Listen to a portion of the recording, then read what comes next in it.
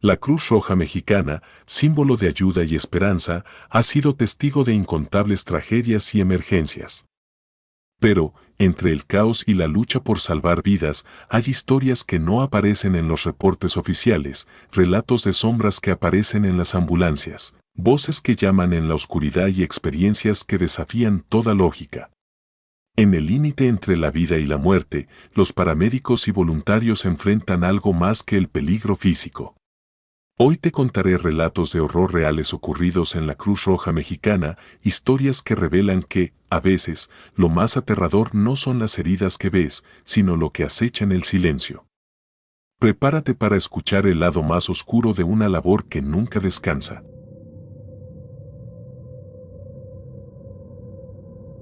El último suspiro. Era una noche fresca de otoño en Monterrey, el tipo de clima que invita a pensar que todo estará tranquilo. La base de la Cruz Roja estaba inusualmente silenciosa, casi vacía, salvo por el ruido de las radios y el parpadeo del fluorescente del pasillo que parecía estar siempre al borde de apagarse. Me llamo Adriana y en 2008 llevaba apenas 2 años como paramédica. Esa noche, yo estaba de guardia junto con mi compañero Raúl. Ambos esperábamos algún llamado, pero sinceramente deseábamos que no llegara. Había algo en el ambiente que resultaba pesado, algo que no podía explicar. A eso de las 2 de la madrugada, el radio se activó con un tono urgente. Era un reporte de asalto en una colonia cercana. El operador nos indicó que un hombre estaba herido de gravedad y necesitaba ser trasladado a un hospital de inmediato. La ambulancia arrancó, y yo, sin pensarlo mucho, revisé que todo estuviera listo para atender al paciente. Raúl conducía rápido pero con precisión, mientras yo me mentalizaba para lo que encontraríamos al llegar. Los asaltos nunca eran sencillos, especialmente en esa zona. Al llegar, las luces de la ambulancia iluminaban una calle desierta. El hombre estaba tirado en la banqueta, rodeado de rastros oscuros que solo podían ser sangre. Tenía alrededor de 40 años, la ropa hecha jirones y la piel pálida. Parecía consciente, aunque sus ojos tenían una mirada perdida, como si estuviera luchando por mantenerse conectado a la realidad. Lo cargamos con cuidado y lo subimos a la camilla dentro de la ambulancia. Apenas logré colocarle la mascarilla de oxígeno y comenzar a revisar sus signos vitales cuando me sujetó la mano con una fuerza sorprendente para alguien en su estado. «Por favor», me dijo con voz entrecortada. «No me dejen solo». Supe de inmediato que no quedaba mucho tiempo. Traté de calmarlo mientras seguía trabajando, pero justo en ese momento, exhaló profundamente y dejó de moverse. Verifiqué sus signos y, como temía, había fallecido. Intenté procesarlo rápidamente y me concentré en el procedimiento, cubrirlo con la sábana y asegurarme de que todo estuviera en orden para el traslado al hospital. Raúl, que conducía, no dijo nada. Ambos habíamos pasado por esto antes, aunque cada pérdida se sentía diferente. Yo me quedé en la parte trasera, junto al cuerpo, en completo silencio, dejando que el sonido de la carretera llenara el espacio. Cuando llegamos al hospital, abrí las puertas traseras de la ambulancia para bajar la camilla. Fue entonces cuando lo vi. Mi chaqueta, que había dejado colgada en la cabina del conductor antes de iniciar el turno, estaba cuidadosamente doblada sobre el asiento donde momentos antes había estado el cuerpo del hombre. Me quedé inmóvil por un instante. Sabía que Raúl no podía haberla colocado allí, había estado manejando todo el tiempo. Además, la chaqueta no estaba simplemente tirada o mal acomodada, sino que parecía haber sido puesta con una intención deliberada, como si alguien la hubiera dejado ahí a propósito. Intenté no darle demasiada importancia. Seguí el protocolo, entregamos el cuerpo al hospital y regresamos a la base. Pero durante el trayecto de regreso, algo no estaba bien. El interior de la ambulancia tenía una atmósfera distinta, un aire pesado que hacía que respirar fuera incómodo. Revisé de reojo, pero todo estaba en su lugar. Sin embargo, la sensación de que no estaba sola era difícil de ignorar. Esa noche, no pude dormir. El incidente de la chaqueta rondaba mi mente como un recuerdo inquietante que no lograba sacudirme. Intenté convencerme de que tal vez había cometido un error, que quizá la había dejado allí por accidente. Pero en el fondo sabía que no era así. Los días siguientes en la base transcurrieron con normalidad, hasta que otro paramédico, Marcos, me hizo un comentario que me heló. Me dijo que había algo extraño con esa ambulancia en particular. Según él, varios compañeros habían reportado cosas fuera de lo común, objetos que aparecían o desaparecían, sonidos inexplicables durante los traslados. Uno incluso afirmó haber escuchado pasos en la parte trasera mientras conducía solo. Yo no quería sumarme a esas historias, así que no mencioné lo de mi chaqueta. Una semana después, volví a usar esa misma unidad para un turno nocturno. Estaba inquieta, pero decidí no pensar demasiado en ello. Durante las primeras horas no pasó nada extraño, pero pasada la medianoche, recibimos otro llamado. Esta vez, era para atender a una mujer mayor que necesitaba ser llevada al hospital. El traslado fue tranquilo, sin incidentes, pero al llegar al hospital y abrir las puertas traseras, noté algo que me dejó sin palabras. En el suelo de la ambulancia, justo donde había estado el cuerpo del hombre la semana anterior, había una pequeña mancha de sangre seca. Era imposible. Habíamos limpiado y desinfectado la unidad meticulosamente después del último traslado. Incluso había sido revisada por el equipo de mantenimiento. Pero ahí estaba, como si hubiera estado allí desde el principio. Lo más extraño era que la forma de la mancha no era aleatoria. Parecía un rastro deliberado, casi como una mano. A partir de ese momento, comenzaron a suceder cosas que no podía explicar. Durante los traslados nocturnos, las luces interiores de la ambulancia parpadeaban sin motivo aparente. Los equipos médicos parecían moverse de lugar aunque nadie los tocara. Una vez, mientras estaba estacionada en la base, juraría haber escuchado el sonido de algo golpeando la puerta trasera. Pero al revisar, no había nadie. La experiencia más perturbadora ocurrió unas semanas después. Era un turno particularmente pesado y estaba completamente agotada. Raúl y yo habíamos terminado un traslado y regresábamos a la base. Mientras él conducía, yo cerré los ojos por un momento, intentando recuperar un poco de energía. De pronto, sentí una presión sobre mi brazo, como si alguien lo estuviera tocando. Al abrir los ojos, no vi a nadie. Me levanté de golpe, intentando calmarme, pero algo más llamó mi atención. En el asiento trasero, donde usualmente se colocaba la camilla, vi una figura. Fue un vistazo rápido, apenas un segundo, pero lo suficiente para notar que parecía ser el mismo hombre que habíamos trasladado aquella primera noche. Su mirada vacía me atravesó antes de desvanecerse. Llegué a pensar que estaba perdiendo la cordura. Durante los días siguientes, intenté hablar con otros compañeros sobre lo que había experimentado, pero nadie parecía tomarme en serio. Algunos se reían y decían que seguramente estaba demasiado cansada, mientras que otros simplemente me decían que no pensara en ello. Sin embargo, no podía ignorarlo. Cada vez que usaba esa ambulancia, la sensación volvía. Una noche, decidí investigar por mi cuenta. Revisé los registros de los últimos traslados y descubrí algo perturbador. El hombre que trasladamos aquella noche no tenía familiares conocidos. Nadie reclamó su cuerpo, y fue enterrado en una fosa común días después. A partir de entonces, intenté evitar usar esa unidad siempre que podía. Pero incluso cuando no estaba dentro de ella, la sensación de que algo me seguía no desaparecía del todo. Las luces de mi casa parpadeaban sin razón aparente y pequeños objetos cambiaban de lugar sin explicación. Una vez, encontré mi chaqueta, la misma de aquella noche, doblada cuidadosamente sobre el respaldo de una silla en mi sala. Nunca encontré una respuesta definitiva a lo que ocurrió. No sé si fue un mensaje, una advertencia, o simplemente el rastro de alguien que no pudo encontrar descanso. Lo único que sé es que esa experiencia me marcó para siempre. A veces pienso en las palabras que me dijo aquel hombre antes de morir: no me dejen solo. Y, hasta el día de hoy, no puedo evitar sentir que, de alguna manera, no lo hice.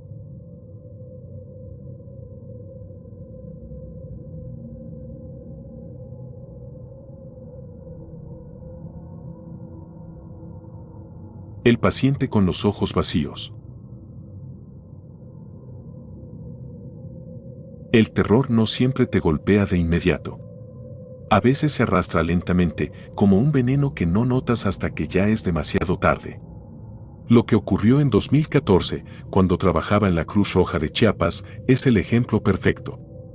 He visto cosas que podrían helar la sangre de cualquiera, pero nada como lo que pasó aquella noche. Hasta hoy, no logro encontrar una explicación lógica para lo que vivimos. Todo empezó como una noche cualquiera. Era temporada de lluvias y las tormentas no daban tregua. Las calles estaban llenas de charcos, los caminos eran un caos y la humedad parecía calarte hasta los huesos. Mi compañero de turno, Daniel, y yo esperábamos en la base, revisando equipo mientras afuera el viento sacudía las ramas de los árboles. Era el tipo de noche en la que preferías no recibir ningún llamado, pero, como siempre ocurre, la calma duró poco. El aviso llegó cerca de las 10 de la noche. Un accidente automovilístico en un tramo de carretera cerca de San Cristóbal de las Casas. El operador de la central dijo que el auto estaba volcado y que uno de los ocupantes parecía estar atrapado. No había muchos detalles, pero eso ya era suficiente para hacernos saber que se trataba de algo serio. Tomamos nuestros equipos y arrancamos la ambulancia bajo la lluvia incesante.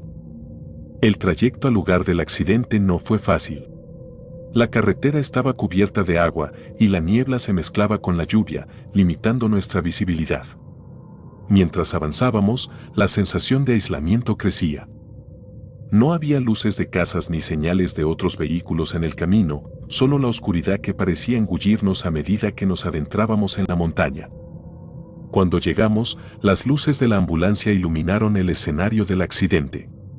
El auto, un sedán gris, estaba completamente volcado en la cuneta, con el techo aplastado y las ventanas rotas. El agua corría alrededor del vehículo en pequeños arroyos, mezclándose con lo que parecía ser sangre. No había nadie más en el lugar, ni testigos ni personas que hubieran parado a ayudar. Solo nosotros, la lluvia y el auto destrozado. Nos acercamos rápidamente para evaluar la situación. En el interior del vehículo encontramos a un hombre joven atrapado entre el asiento del conductor y el volante. Su cuerpo estaba inclinado hacia adelante, rígido como una estatua. Lo primero que noté fue que sus ojos estaban abiertos, pero no eran normales. Eran completamente blancos, como si las pupilas y el iris hubieran desaparecido. No reaccionaba a nuestra presencia, ni a la luz de las linternas, ni a las preguntas que le hacíamos. Intentamos hablarle mientras preparábamos el equipo para liberarlo, pero lo único que salió de su boca fue un murmullo constante. Era un sonido bajo y repetitivo, como si estuviera rezando en un idioma que no reconocíamos. Daniel y yo intercambiamos miradas, pero ninguno dijo nada. En ese momento, nuestra prioridad era sacarlo del vehículo lo más rápido posible.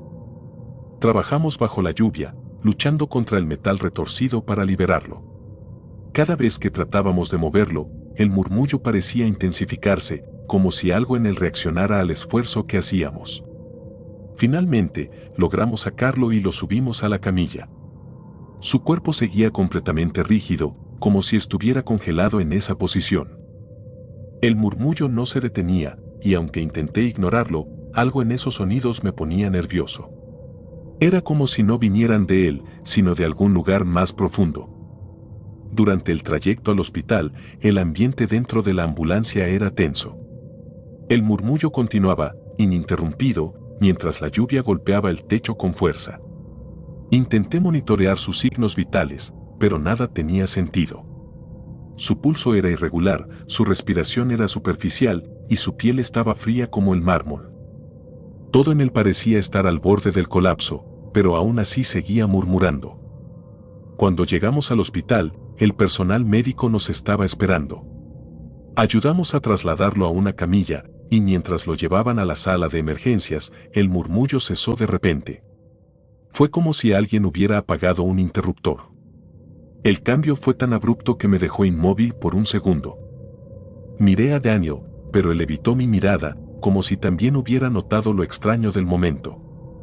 Los médicos trabajaron en él durante horas, intentando estabilizarlo, pero finalmente nos dieron la noticia: había muerto.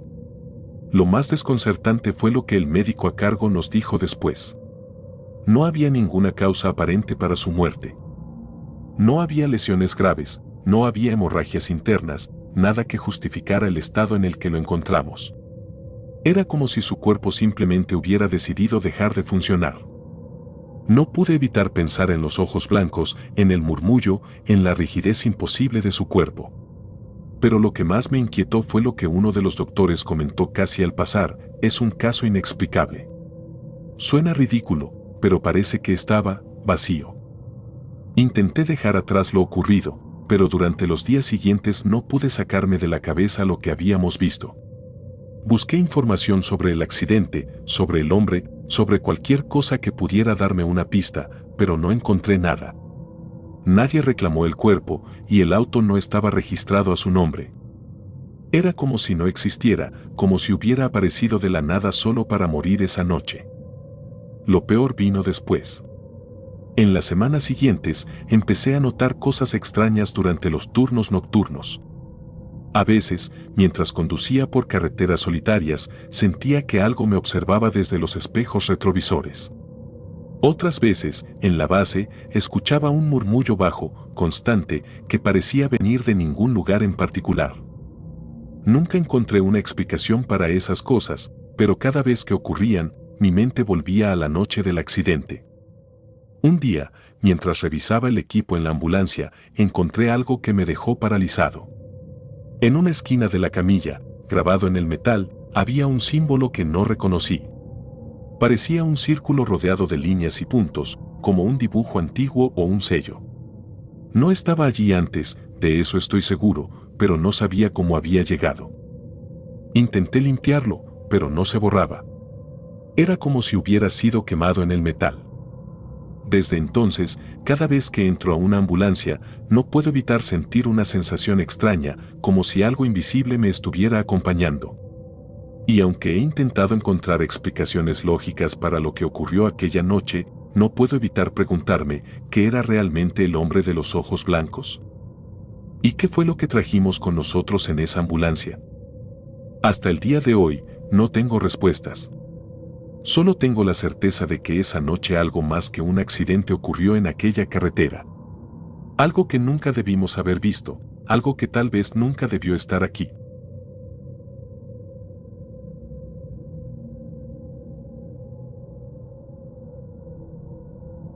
La mujer del velo negro. Las historias más inquietantes no comienzan con gritos, ni con sombras que acechan en la oscuridad. Muchas veces comienzan con un silencio, uno que se siente fuera de lugar, uno que te hace cuestionarte lo que sabes sobre el mundo. Esa noche de 2016, el silencio fue lo primero que noté. Me llamo Luis y soy paramédico en Coahuila. He pasado años atendiendo emergencias de todo tipo, desde accidentes en carretera hasta situaciones que parecen sacadas de una película de terror. Pero lo que ocurrió esa noche todavía me persigue, no por lo que vi, sino por lo que no puedo explicar. Todo comenzó como cualquier otro turno. Mi compañero, Jorge, y yo nos preparábamos para otra noche de trabajo. Era invierno y el frío había caído con fuerza.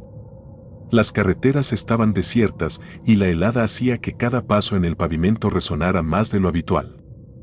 Era ese tipo de noche en la que esperas pocos llamados, pero siempre sabes que algo inesperado puede suceder. El aviso llegó poco después de las 11:30 de la noche. Un accidente en una carretera secundaria, cerca de una comunidad pequeña a las afueras de Saltillo. Era un tramo que conocíamos bien, solitario y oscuro, donde las curvas cerradas y el pavimento resbaladizo eran una trampa mortal para los conductores desprevenidos. La descripción era vaga: vehículo fuera del camino, posible herido. No sabíamos qué esperar, pero ese tipo de reportes rara vez eran simples. El trayecto fue lento. La carretera estaba cubierta de hielo y la niebla comenzaba a descender, haciendo que las luces de la ambulancia apenas iluminaran unos metros adelante. Jorge mantenía la mirada fija en el camino mientras yo revisaba el equipo en la parte trasera. No lo mencionamos, pero ambos sabíamos que algo se sentía extraño. Era una de esas noches en las que todo está demasiado callado, como si el mundo estuviera conteniendo la respiración. Cuando llegamos al lugar indicado, Vimos un auto que había salido del camino y chocado contra un árbol. Estaba destrozado, con el cofre aplastado y los vidrios esparcidos por el suelo. Las luces traseras seguían parpadeando débilmente, un recordatorio de que el accidente no había ocurrido mucho tiempo atrás. Pero lo que nos llamó la atención no fue el auto, sino la figura que estaba parada junto a él. Era una mujer, vestida completamente de negro. Su ropa era larga y parecía demasiado delgada para la noche helada. Tenía un velo oscuro cubriendo su rostro, lo que hacía imposible distinguir sus facciones. Estaba de pie, inmóvil, con las manos cruzadas frente a ella, como si esperara algo. Bajé de la ambulancia y caminé hacia ella, mientras Jorge se quedaba atrás encendiendo las luces del área para iluminar mejor la escena. Me acerqué despacio, intentando evaluar si estaba herida o en estado de shock. A medida que me aproximaba, noté algo extraño, no parecía reaccionar al ruido ni a mi presencia. Simplemente permanecía allí, rígida, como si no le importara el frío ni el accidente frente a ella. No había señales de más personas en el lugar. Nadie en el auto, nadie alrededor. Solo el sonido del viento moviendo las ramas desnudas de los árboles. La mujer no intentó moverse ni hacer contacto visual. Era como si no estuviera realmente allí, pero al mismo tiempo era imposible ignorarla. Decidí no perder tiempo y le indiqué a Jorge que preparara la camilla. Si estaba en estado de shock, necesitábamos llevarla al hospital lo antes posible. La ayudé a subir a la ambulancia, aunque en ningún momento colaboró ni opuso resistencia. Sus movimientos eran lentos, casi mecánicos. El velo seguía cubriendo su rostro, y por alguna razón que no entendí en ese momento, no intenté quitárselo. Algo me decía que no debía hacerlo, aunque no sé si fue instinto o simplemente miedo. Durante el trayecto al hospital, traté de monitorear sus signos vitales, pero algo no cuadraba. Su piel estaba helada, pero no mostraba señales de hipotermia. Su respiración era tan leve que casi parecía inexistente, pero aún así estaba consciente, al menos físicamente. Jorge, que conducía, no dejaba de mirarme por el retrovisor, claramente desconcertado por la situación. Cuando finalmente llegamos al hospital, respiré aliviado. La mujer seguía sin mostrar signos de reacción, pero al menos ahora estaría en manos de los médicos. Bajé de la ambulancia para abrir las puertas traseras y ayudarla a salir, pero cuando miré hacia adentro, la camilla estaba vacía. Me quedé inmóvil, incapaz de procesar lo que veía. Busqué a mi alrededor, convencido de que de alguna manera se había bajado sola, aunque era imposible que lo hubiera hecho sin que yo lo notara. Jorge, al ver mi expresión, corrió hacia mí, y juntos revisamos cada rincón de la ambulancia y del estacionamiento del hospital. No había rastro de ella, como si nunca hubiera estado allí. Entramos al hospital para preguntar si alguien la había visto o si había entrado por su cuenta, pero nadie sabía de qué hablábamos. Revisamos las cámaras de seguridad del área de emergencia, y lo que vimos solo aumentó nuestra confusión. Las imágenes mostraban nuestra llegada, las puertas traseras de la ambulancia abriéndose, pero nunca había nadie en la camilla. Esa noche, regresamos a la base en completo silencio. Jorge trató de explicarlo como un error de percepción, como si de alguna manera nos hubiéramos confundido. Pero yo sabía que eso no era posible. Ambos vimos a la mujer. Ambos la subimos a la ambulancia.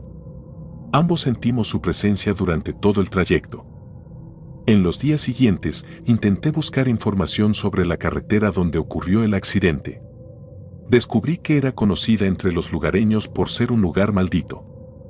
Había historias de conductores que veían figuras extrañas en la niebla, de accidentes inexplicables y de mujeres vestidas de negro que aparecían en la orilla del camino solo para desaparecer momentos después.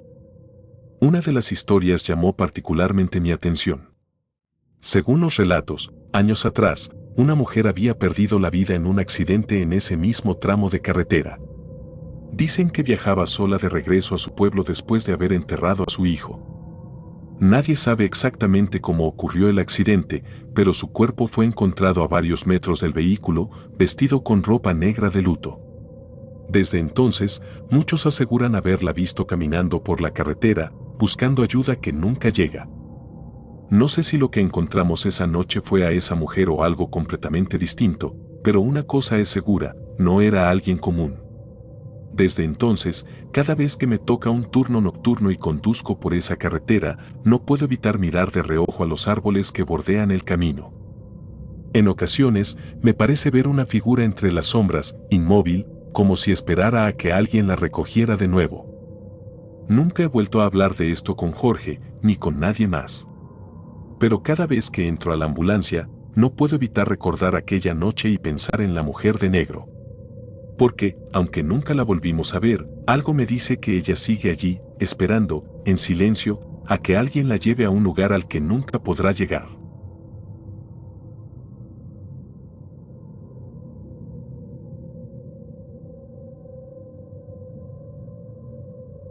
Los cantos en la madrugada. Nunca olvidaré aquella noche, aunque he intentado por años borrarla de mi mente. Mi nombre es Ana, y soy paramédica en Yucatán. He pasado más de una década trabajando en esta profesión, y aunque las emergencias suelen ser intensas, nada me había preparado para lo que ocurrió en 2016. Hasta entonces, siempre pensé que podía enfrentar cualquier situación, que los paramédicos estamos entrenados para resolver problemas y superar nuestras emociones. Pero lo que vivimos esa noche me hizo dudar de todo lo que creía posible. Era un turno nocturno tranquilo, de esos que te hacen pensar que tal vez la gente finalmente está teniendo cuidado. En la base, el aire era cálido y pesado, típico de la región, pero la calma nos hacía olvidar el agotador clima. Habíamos atendido solo 2 casos menores, nada fuera de lo común. Mi compañero Ricardo y yo esperábamos con una taza de café en mano cuando el radio se activó con un tono que, por alguna razón, me hizo sentir incómoda de inmediato. Un llamado llegó desde un pueblo pequeño, ubicado a unos 40 minutos de la base. La operadora mencionó que una mujer había sido encontrada inconsciente en un sendero cercano a la carretera. El reporte era escueto, no se sabía su identidad, no llevaba documentos y no había testigos que pudieran explicar qué había pasado. Todo lo que supimos al principio fue que estaba tirada, con un corte superficial en la frente y que alguien la había encontrado y llamado a emergencias. Arrancamos la ambulancia y nos dirigimos al lugar. La carretera estaba oscura, rodeada por una densa selva que parecía devorar la poca luz que arrojaban los faros. El aire tenía un extraño aroma a tierra húmeda y madera quemada, algo que no parecía normal para la época. Ricardo conducía en silencio y yo repasaba mentalmente el equipo que llevábamos. Aunque no lo mencioné en voz alta, había algo extraño en el ambiente, algo que me mantenía en alerta. Cuando llegamos, encontramos a la mujer recostada a un lado del camino, iluminada apenas por las luces de la ambulancia. Parecía tener unos 30 años, vestía ropa sencilla, pero había algo en ella que llamaba la atención de inmediato. Su cabello estaba despeinado y cubierto de hojas, y sus pies descalzos tenían rastros de tierra y sangre seca, como si hubiera caminado por un terreno hostil antes de desplomarse. Lo más extraño era la expresión en su rostro, aunque estaba inconsciente, parecía estar en medio de una especie de trance. La subimos a la camilla y revisé sus signos vitales. Su pulso era débil pero constante, y no había señales de un traumatismo grave aparte del pequeño corte en la frente. Decidimos trasladarla al hospital más cercano. Durante los primeros minutos del trayecto, todo parecía normal. Ricardo mantenía la vista fija en el camino, mientras yo intentaba limpiarle la herida y registrar sus signos en la bitácora. De repente, la mujer empezó a moverse. Lentamente, como si algo dentro de ella se estuviera despertando. Sus ojos permanecían cerrados, pero sus labios comenzaron a moverse. Al principio pensé que tal vez intentaba hablar o que estaba reaccionando al tratamiento. Sin embargo, cuando presté atención, me di cuenta de que lo que decía no eran palabras comunes. Era un sonido gutural, irregular, como un canto antiguo. Intenté razonar con lo que estaba escuchando. Pensé que tal vez estaba delirando o que hablaba en maya, algo bastante común en la región. Pero había algo en esos sonidos que me erizaba la piel. Era un ritmo, un patrón que no parecía humano. Las palabras, si es que lo eran, tenían una cadencia extraña, casi ceremonial. Por momentos, me daba la impresión de que no venían de ella, sino de algún lugar más profundo. Los sonidos se intensificaron a medida que avanzábamos por la carretera. Ricardo me miró a través del retrovisor, claramente preocupado, pero ninguno de los dos dijo nada. El ambiente dentro de la ambulancia era denso, opresivo, como si el aire se hubiera llenado de algo invisible pero pesado. Quise detener los cánticos, hacer que despertara, pero cada vez que intentaba hablarle, los sonidos se volvían más intensos, como si respondieran a mi presencia. Cuando finalmente llegamos al hospital, los cánticos cesaron de repente. La mujer abrió los ojos, pero no había confusión ni miedo en ellos, solo una calma inquietante. Parecía completamente consciente y lúcida, como si nada hubiera pasado. Se sentó en la camilla y permitió que los médicos la revisaran sin resistencia. Cuando me acerqué a ella para entregarle al personal del hospital, sus ojos se encontraron con los míos por un segundo. Había algo en su mirada que me hizo apartar la vista, una profundidad que no parecía humana. Después de entregarla, el médico de turno me llamó aparte para preguntarme sobre el caso. Le expliqué lo poco que sabíamos, incluyendo los cánticos. Su rostro se endureció al escuchar mi descripción. Me dijo que los sonidos que había escuchado podrían estar relacionados con rituales antiguos mayas. Según él, algunos pueblos aún practican ceremonias que, aunque raras, implican estados de trance inducidos por plantas o sustancias. Pero lo que más me desconcertó fue lo que agregó al final: esos cánticos no eran comunes. De hecho, dijo, parecían más bien una invocación, algo que incluso los ancianos mayas consideran peligroso. Volvimos a la base, pero no podía dejar de pensar en lo que había ocurrido. Pasé la noche repasando el sonido de los cánticos en mi cabeza, intentando recordar cada detalle. Al día siguiente, decidí regresar al hospital para preguntar más sobre la mujer, pero para mi sorpresa, no había registro de ella en el sistema. Según el personal, no había sido admitida y nadie recordaba haberla visto. Incluso revisé la bitácora de la ambulancia, pero no había anotaciones sobre el traslado. Era como si nunca hubiera existido. Durante las semanas siguientes, comencé a notar cosas extrañas. En cada turno nocturno, sentía la misma sensación pesada en el aire, especialmente cuando conducíamos por caminos cercanos a donde encontramos a la mujer. En una ocasión, mientras revisaba la ambulancia, encontré marcas en la camilla que no habían estado allí antes, símbolos tallados en el metal, figuras que parecían serpientes y rostros deformes. Busqué respuestas en los relatos de los ancianos del pueblo donde ocurrió todo. Algunos dijeron que la región era conocida por ser un punto de entrada al Xibalbá, el inframundo maya. Otros mencionaron que los cánticos podrían haber sido un intento de llamar a los señores de la muerte, aunque nadie quiso explicar más.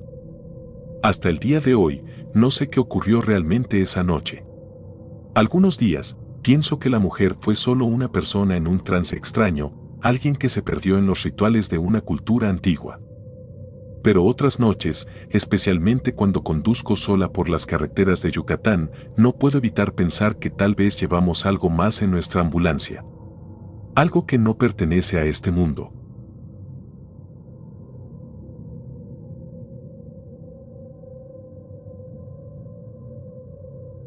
El fantasma de la curva. No todas las noches de guardia en la Cruz Roja son iguales. Algunas pasan sin incidentes, con largas horas de espera y el zumbido incesante de los fluorescentes como único sonido. Otras, como la que viví en 2017, te cambian para siempre. Me llamo Carlos, soy paramédico en Michoacán, y aunque he presenciado accidentes terribles y tragedias desgarradoras, nunca podré olvidar lo que ocurrió aquella noche en una carretera montañosa.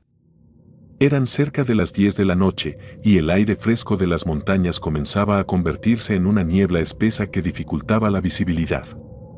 La base estaba tranquila, pero el operador de la radio rompió la calma con un reporte urgente: un accidente vehicular en un tramo conocido como la Curva del Diablo. El nombre ya era suficiente para tensar los nervios, pero como siempre, nos preparamos rápidamente. Mi compañero, Javier, tomó el volante mientras yo organizaba el equipo médico en la parte trasera de la ambulancia. El trayecto hacia el lugar del accidente no fue sencillo.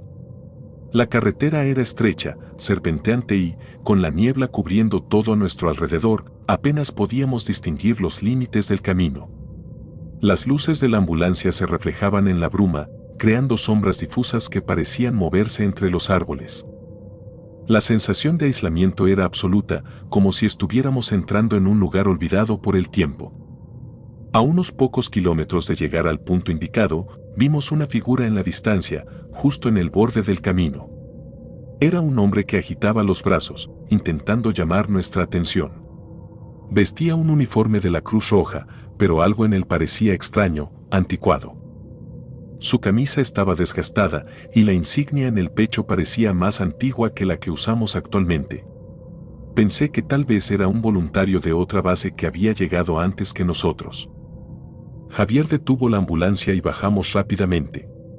El hombre no dijo una palabra, simplemente señaló hacia un costado de la carretera y comenzó a caminar delante de nosotros. Lo seguimos, confiando en que nos estaba guiando hacia el lugar del accidente. La pendiente era empinada, y con la niebla cubriéndolo todo, no podíamos ver más allá de unos metros. Después de unos minutos, llegamos a un vehículo destrozado que había caído varios metros por un barranco. Desde arriba, las luces de la ambulancia iluminaban apenas parte del desastre, el auto estaba completamente volcado, y sus ocupantes parecían estar atrapados entre los retorcidos restos de metal. Sin perder tiempo, comenzamos a descender cuidadosamente para auxiliarlos. Había 3 personas en el auto, un hombre mayor, una mujer y una niña. El hombre estaba inconsciente, atrapado entre el volante y el asiento. La mujer tenía una herida profunda en la cabeza pero estaba consciente, aunque desorientada. La niña, que parecía tener unos 7 años, estaba en shock, con la mirada fija en algún punto indeterminado. Trabajamos rápido para estabilizarlos y sacarlos del vehículo. Todo transcurría con normalidad, o al menos, tan normal como puede ser una emergencia en esas condiciones. Lo extraño fue que, en medio de la operación, el hombre que nos había guiado desapareció. Al principio, pensé que simplemente había regresado a la ambulancia por más equipo, pero al llegar arriba, no había rastro de él. Javier, al verme buscar con la mirada, me preguntó qué estaba haciendo, y le expliqué que estaba buscando al paramédico que nos había señalado el lugar. Su respuesta me dejó perplejo, él no había visto a nadie. Pensé que quizás la niebla y el estrés me habían jugado una mala pasada, pero no podía quitarme de la cabeza lo real que se había sentido. Aún así, no mencioné nada más y nos enfocamos en trasladar a los heridos al hospital más cercano. El trayecto fue tenso. La mujer comenzó a recuperar algo de lucidez y repetía una y otra vez que no sabía cómo habían llegado a esa curva. Decía que estaban en otro camino completamente distinto cuando, de repente, todo se volvió confuso y acabaron allí. Al llegar al hospital y entregar a los pacientes, Javier y yo nos detuvimos para tomar un café y relajarnos un poco antes de regresar a la base. No podía dejar de pensar en el hombre que vi, así que decidí preguntar a una enfermera local si había alguien más que estuviera atendiendo emergencias en esa zona. Su respuesta fue negativa. Según ella, hacía años que esa carretera no tenía un puesto de socorro cercano y el hospital no contaba con voluntarios en el área. De vuelta en la ambulancia, le conté a Javier lo que había visto. Esperaba que se riera o dijera que era imposible, pero en lugar de eso, se quedó en silencio por un momento antes de decirme algo que me hizo sentir un nudo en el estómago. Esa curva tiene historia, comentó finalmente. Me explicó que, según rumores entre los paramédicos de la región, un hombre había muerto allí hace décadas mientras atendía un accidente similar. No quise creerlo. Soy una persona práctica, acostumbrada a buscar explicaciones lógicas, pero había algo en todo aquello que no podía ignorar. Esa noche, en lugar de regresar directamente a la base, decidimos detenernos en una pequeña estación de gasolina que también funcionaba como tienda de paso. Era el único lugar iluminado en kilómetros y Javier quería comprar algo de comer. Mientras él estaba en la tienda, noté un tablón de anuncios en una esquina. Había recortes de periódicos viejos, fotos de accidentes y notas de agradecimiento. Mi vista se detuvo en una fotografía en blanco y negro de un grupo de paramédicos. Reconocí el uniforme de la Cruz Roja, pero lo que realmente me detuvo fue el rostro de uno de ellos. Era el hombre que nos había guiado esa noche.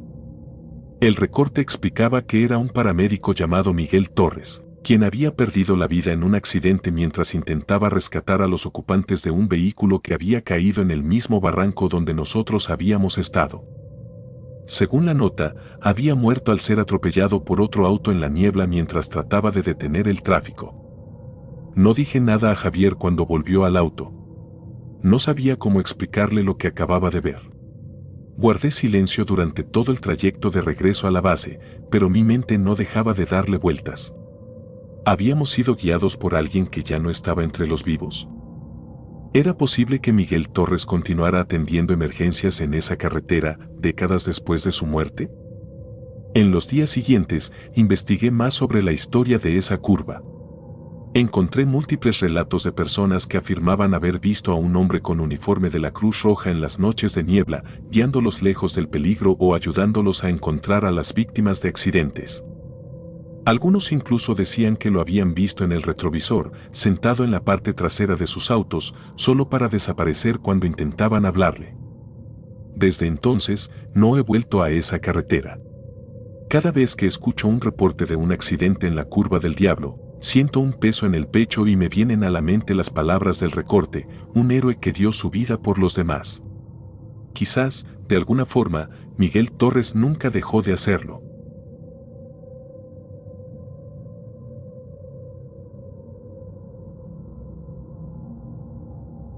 La mujer de la cruz.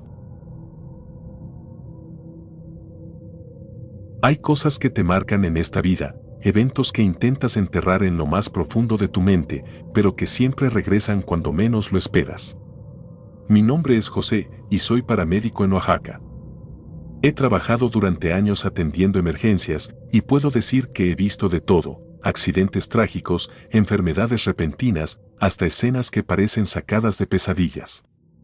Pero nada se compara con lo que vivimos aquella noche en 2015, cuando un simple traslado se transformó en algo que nunca pude entender por completo. Todo comenzó con un llamado rutinario, como cualquier otro. Era una noche tranquila, el tipo de turno que no esperas que se complique. El operador de la central nos notificó que una mujer había sido vista caminando por la carretera cerca de un pequeño pueblo en la sierra. Según el reporte, parecía herida y desorientada, con señales visibles de agotamiento. La descripción no era nada fuera de lo común, y Raúl, mi compañero, y yo salimos de inmediato. El camino hacia la sierra era oscuro y serpenteante, con curvas cerradas que parecían interminables. La noche estaba especialmente cerrada, sin luna y con una niebla ligera que cubría el asfalto como un velo. A medida que nos acercábamos al punto indicado, la sensación de soledad se hacía más intensa. En esa parte de la sierra, las señales de vida humana son escasas, ni una casa, ni una luz, ni siquiera el sonido de un vehículo pasando. Solo los faros de la ambulancia iluminaban un paisaje que parecía estar suspendido en el tiempo. Finalmente, la vimos. Una figura delgada, apenas visible en la penumbra, caminando lentamente por la orilla de la carretera. La mujer llevaba un vestido blanco sucio y deshilachado, que se pegaba a su piel como si estuviera empapado. Estaba descalza, y su cabello, largo y oscuro, caía sobre su rostro, ocultando sus facciones.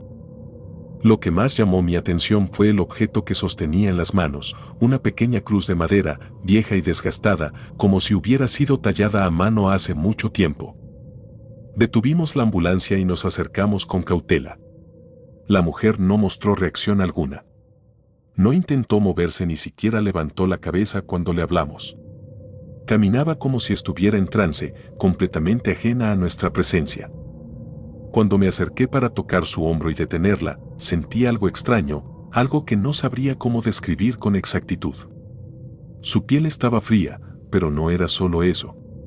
Era como si un peso invisible hubiera llenado el aire a nuestro alrededor, una sensación que me dejó un nudo en el pecho. La subimos a la ambulancia y la acomodamos en la camilla. Revisé sus signos vitales mientras Raúl conducía hacia el hospital más cercano. Todo parecía normal, su pulso era estable, su respiración tranquila, pero no respondía a ningún estímulo. Durante el trayecto, no dijo una sola palabra. Ni un gemido, ni un gesto. Solo permanecía acostada con la cruz entre sus manos, apretándola contra su pecho como si fuera lo único que la mantenía en este mundo. Intenté no pensar demasiado en ello y me concentré en mi trabajo, pero no podía evitar mirar de reojo aquella cruz. Había algo inquietante en ella, algo que parecía reclamar tu atención de una manera difícil de ignorar. Estaba cubierta de pequeñas marcas, símbolos que no reconocí pero que parecían haber sido grabados con una precisión extraña. El trayecto hacia el hospital transcurrió en silencio, salvo por el ruido del motor y las ruedas sobre el asfalto. Finalmente llegamos y entregamos a la mujer al personal médico. Los doctores la llevaron a una sala de emergencias para examinarla, pero incluso mientras se la llevaban, no soltó la cruz. Era como si estuviera aferrada a ella con una fuerza sobrenatural. Después de completar el papeleo y asegurarnos de que todo estaba en orden, emprendimos el regreso. El camino estaba igual de oscuro que antes, pero ahora había una tensión en el aire que no podía explicar. Condujimos en silencio, cada uno sumido en sus propios pensamientos. Fue entonces cuando, al tomar una curva cerrada, Raúl frenó bruscamente. Allí, en el mismo lugar donde habíamos encontrado a la mujer, estaba la cruz. Clavada en el suelo, como si alguien la hubiera colocado ahí a propósito. Nos detuvimos, incrédulos. Era imposible. La mujer había llevado la cruz con ella al hospital y aun si la hubiera dejado atrás de alguna manera, no habría tenido tiempo de regresar hasta ese punto. Salimos de la ambulancia para observar más de cerca. La madera parecía aún más vieja bajo la luz de los faros, y los símbolos grabados en ella parecían haberse oscurecido, como si hubieran absorbido la negrura de la noche. Algo en mí me decía que no debíamos tocarla, pero Raúl, siempre práctico, decidió moverla del camino. Apenas sus manos rozaron la madera, un sonido rompió el silencio. Era un ruido profundo, bajo, que parecía venir de la tierra misma. Raúl se detuvo en seco y me miró con una expresión que nunca olvidaré. Sin decir una palabra, volvió a la ambulancia, y yo lo seguí. El resto del camino fue una mezcla de nerviosismo y silencio absoluto. Ninguno de los dos quería hablar de lo que habíamos visto, pero ambos sabíamos que algo no estaba bien. Al llegar a la base, intentamos actuar como si nada hubiera pasado, pero la inquietud permanecía. Los días siguientes fueron extraños. Cada vez que salíamos de la base, sentía una sensación de pesadez que no podía ignorar. Por las noches, comenzaba a soñar con la cruz, siempre en el mismo lugar, siempre rodeada de sombras que parecían moverse aunque no había nadie allí. Unos días después, decidí regresar al hospital para preguntar por la mujer. Quería asegurarme de que estaba bien y, quizás, obtener alguna explicación sobre lo que había pasado. Sin embargo, al llegar, los doctores me miraron confundidos. No había registro de ninguna mujer con las características que describí. Revisaron el sistema varias veces, pero era como si nunca hubiera estado allí. Intenté buscar respuestas entre los lugareños, pero nadie quiso hablar. Un hombre mayor, después de mucho insistir, me dijo que esa carretera había sido un lugar de tragedias durante años.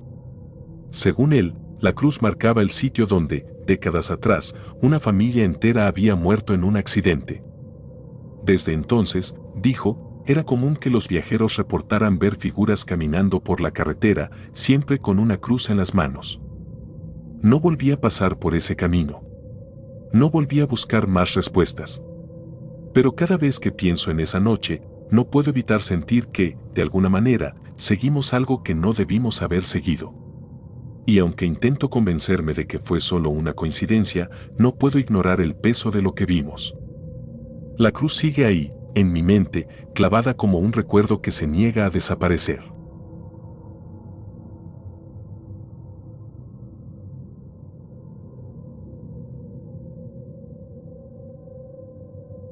La niña del pasillo. No todas las noches en la Cruz Roja son iguales. Algunas se sienten como un trabajo rutinario, casi monótono, mientras que otras te golpean con tanta fuerza que te dejan marcados detalles que nunca puedes olvidar. Era el año 2013 en Mérida, y yo, un paramédico con varios años de experiencia, pensaba que lo había visto todo. Accidente tras accidente, emergencias médicas, incluso casos de violencia que me habían sacudido.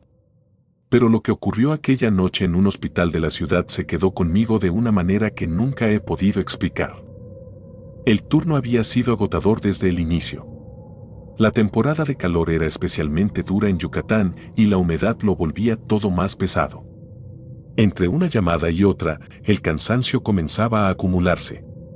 Habíamos atendido ya 4 emergencias y todavía faltaban horas para que amaneciera. A eso de la medianoche, recibimos un reporte urgente: un hombre mayor había colapsado en su casa y necesitaba ser trasladado de inmediato al hospital. El tiempo era crítico. Al llegar a la vivienda, encontramos al paciente en estado grave. Su respiración era irregular y su piel tenía un tono grisáceo que no presagiaba nada bueno.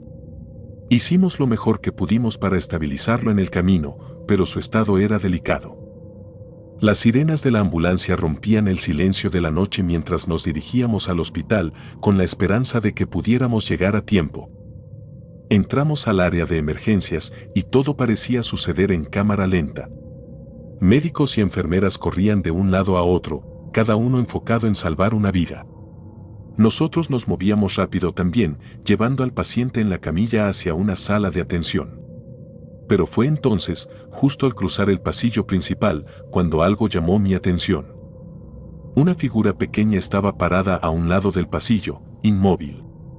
Era una niña, vestida con un vestido blanco que parecía fuera de lugar.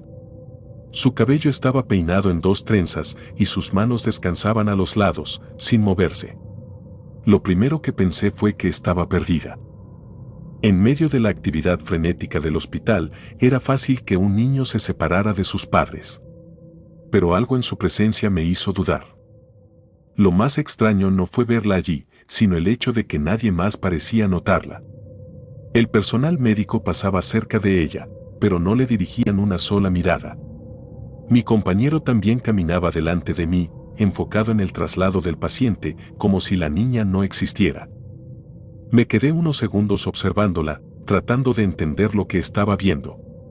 La niña no hacía nada, solo estaba de pie, con la cabeza ligeramente inclinada, como si me estuviera mirando. Sacudí la cabeza y seguí adelante. El paciente necesitaba atención inmediata, y en ese momento no podía darme el lujo de distraerme. Pero mientras regresábamos al pasillo después de dejar al hombre en manos de los médicos, la vi de nuevo. Seguía allí, exactamente en el mismo lugar. No había cambiado de postura ni expresión. Estaba completamente quieta, como una estatua que no encajaba con el caos que la rodeaba. No quise mencionarlo a nadie, pensando que el cansancio me estaba jugando una mala pasada. Después de todo, llevaba horas sin dormir y las emergencias continuas podían desgastar a cualquiera. Sin embargo, no pude evitar voltear varias veces mientras caminábamos hacia la salida. Cada vez que lo hacía, ella seguía allí, inmóvil, observándome. Esa noche no dije nada a mi compañero. Intenté ignorarlo y me convencí de que había sido mi imaginación. Pero en los días que siguieron, cada vez que tenía que regresar a ese hospital, la sensación de incomodidad se hacía más fuerte. Empecé a notar que el pasillo donde había visto a la niña tenía algo extraño, algo que no sabía cómo explicar. En uno de esos turnos, decidí regresar al hospital en busca de respuestas. Hablé con una enfermera que conocía desde hace tiempo y le pregunté, de manera casual, si alguna vez habían reportado ver a una niña en los pasillos. Su expresión cambió de inmediato.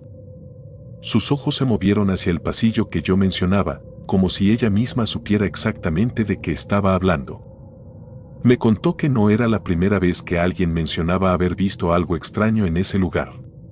Algunos trabajadores decían que, en ciertas noches, parecía que alguien los observaba desde las esquinas, aunque nunca había nadie cuando se giraban. Otros afirmaban que escuchaban pasos ligeros cuando el pasillo estaba vacío.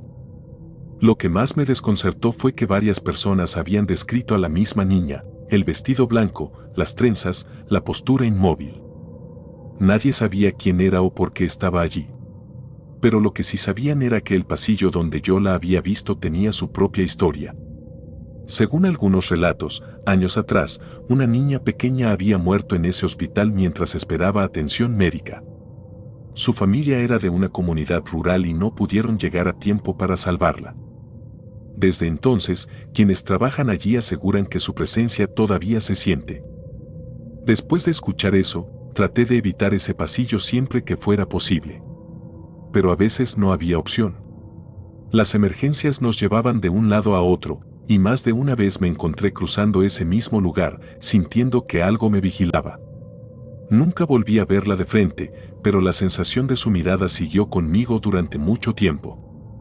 En una ocasión, mientras caminaba por el pasillo en la madrugada, algo me hizo detenerme.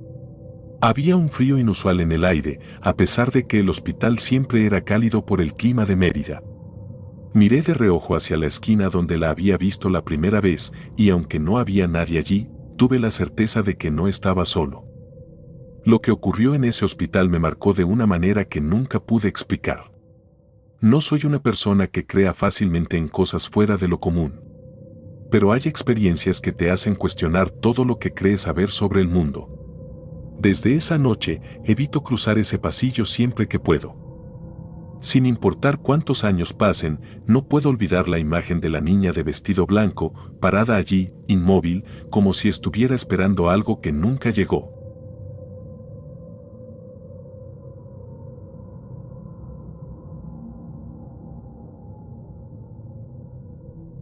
La niña del kilómetro 7. Hay lugares en el mundo que parecen marcados por algo que no podemos entender. Kilómetros de carretera donde el tiempo se detiene, donde el silencio se mezcla con algo más, algo que no pertenece del todo a este mundo. He sido paramédico de la Cruz Roja en Puebla por más de una década, pero hay un llamado en particular, uno que ocurrió en 2013, que nunca logré olvidar. A veces, en las noches más tranquilas, ese recuerdo regresa con tal claridad que me pregunto si todo aquello fue real o si mi mente intenta protegerme de la verdad.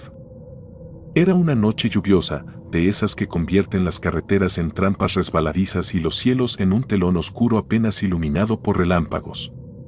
Mi compañero, Raúl, y yo estábamos en la base, revisando equipos y esperando el final del turno. La lluvia golpeaba con fuerza el techo de la ambulancia estacionada y el sonido constante casi tenía un efecto relajante. Pero esa calma duró poco. A las 10:15 de la noche, el radio rompió el ritmo de la lluvia con un llamado urgente. Había ocurrido un atropellamiento en el kilómetro 7 de la carretera federal, a las afueras de la ciudad. Según el reporte, una niña estaba gravemente herida, tirada a un lado del camino.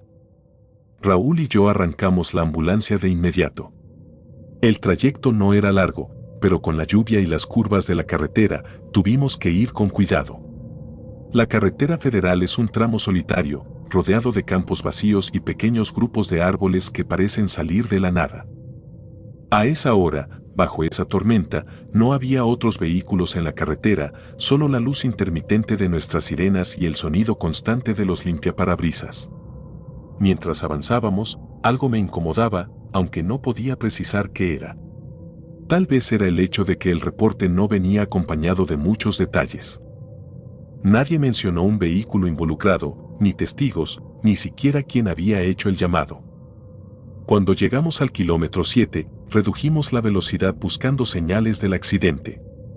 La luz de los faros iluminaba la carretera y los charcos que se acumulaban en el pavimento, pero no había señales de ningún vehículo detenido, ni de una persona herida. Raúl detuvo la ambulancia a un lado del camino y ambos salimos con nuestras linternas para inspeccionar el área. Caminamos unos metros hacia adelante y hacia atrás, escaneando los bordes de la carretera, pero no encontramos nada. Estábamos a punto de regresar a la ambulancia cuando lo escuchamos. Un llanto. Era tenue, pero se filtraba a través del sonido de la lluvia, inconfundible. Sonaba como el llanto de una niña. Raúl y yo nos miramos, ambos inmóviles por un momento. No había casas cercanas, ni refugios. El llanto venía del lado derecho de la carretera, hacia un pequeño grupo de árboles que se erguían como sombras deformes bajo el agua que caía. Encendimos nuestras linternas y nos dirigimos hacia el sonido, caminando con cuidado entre el lodo y las ramas bajas. A medida que nos acercábamos, el llanto se hacía más claro, más definido.